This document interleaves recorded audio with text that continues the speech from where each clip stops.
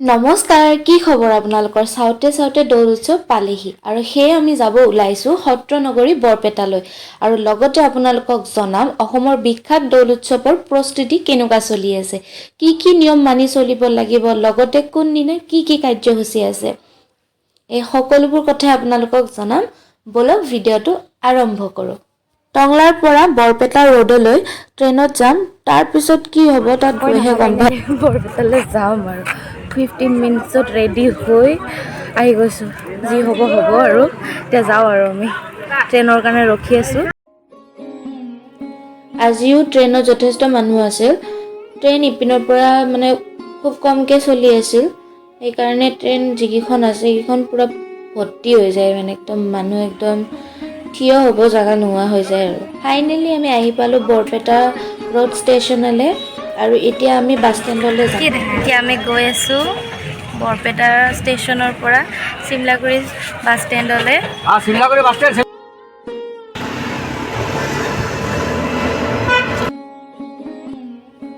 Bus stand আহি পাই আমাৰ দুয়োজনৰে ভোক লাগিছিল, সেয়ে আমি দুয়ো ভাত খাবলৈ সোমালোঁ। আমাৰ এটা ভুল হৈ গ'ল, আমি বৰপেটা বাজাৰ ষ্টেচনতে বাছত উঠিব লাগিছিল। এনে মানে আৰু চিমলাগুৰিলৈ আহিলোঁ, 40 টকাও পৰিলোঁ, কি কৰিম আৰু উপায় নাই। চিমলাগুৰি বাছ ষ্টেণ্ডৰ পৰা আমি বৰপেটা টাউনলৈ যাম। এতিয়া আকৌ বেটাৰী ৰিক্সাৰে সত্ৰ অভিমুখে গৈ আছোঁ। ফাইনেলি আহি পালোঁ আমি।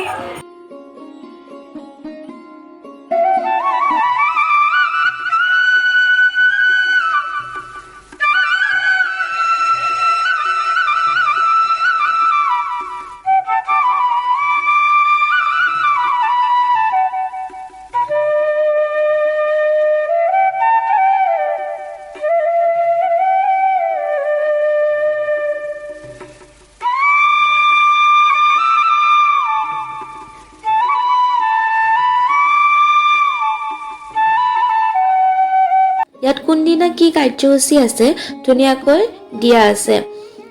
লগতে 24-25 তাৰিখে সকলোকে আমাৰ জাতীয় সাজপাৰযোৰ পৰিধান কৰিবলৈ কোৱা হৈছে।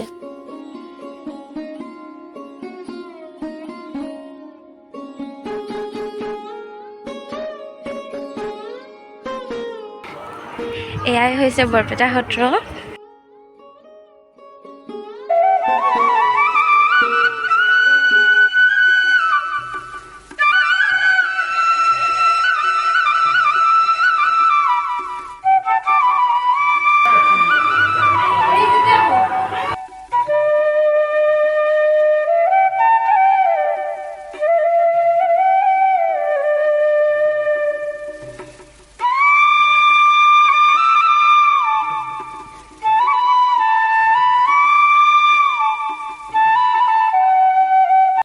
এই সত্ৰটো প্ৰতিষ্ঠা কৰিছিল শ্ৰী শ্ৰী মাধৱদেৱে 1583 খ্ৰীষ্টাব্দত। সেয়ে এই সত্ৰখনত মাধৱদেৱে বহুদিন আছিল, সেইবাবে হয়তো মাধৱদেৱৰ স্মৃতিৰাজিটো সত্ৰখনত অকণমান বেছিকৈ আছে।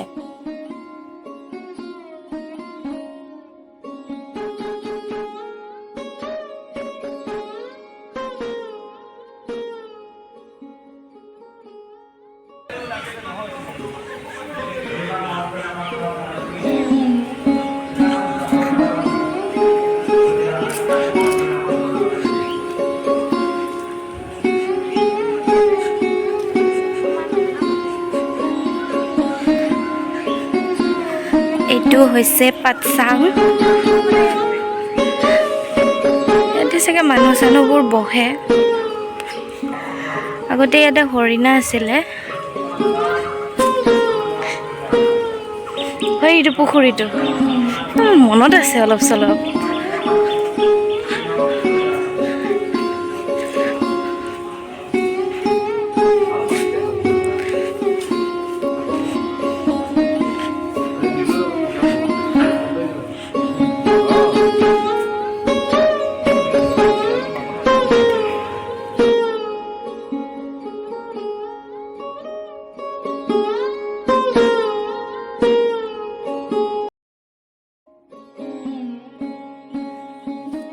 ফটো ফটোশ্বুট চলি আছে, হলিৰ ফটোশ্বুট। সেইবিলাক অতিথিশাল, মানে কোনোবা অতিথি আহিলে তাতে থাকিবলৈ দিয়ে। কীৰ্তন ঘৰৰ ভিতৰত মহিলা মানুহ সোমাব নিদিয়ে, কিয় মই নাজানো।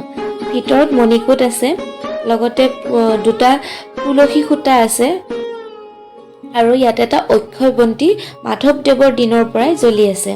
দৌল উৎসৱত ভিতৰত থকা গোহাঁইটোক উলিয়াই আনি পৰিক্ৰমা কৰে।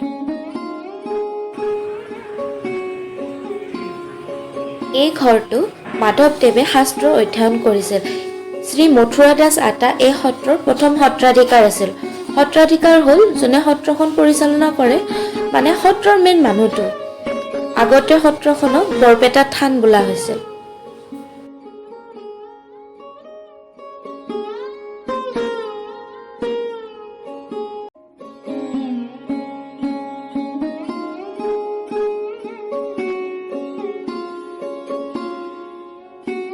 ইয়াত দৌল উৎসৱৰ কাৰণে ধুনীয়াকৈ মঞ্চ বনাইছে।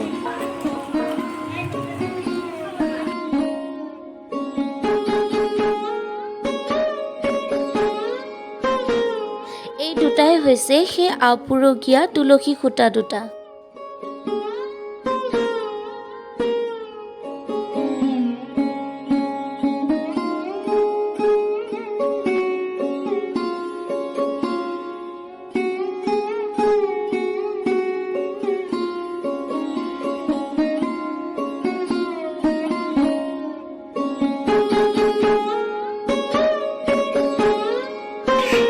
এইখন শ্ৰী শ্ৰী মাধৱদেৱে নিজে হাতেৰে ৰোৱা ৰঙিয়াল ফুল। এতিয়া বুলি মাধৱদেৱে নিজে হাতেৰে এই বাগিচাখন বনাইছিল।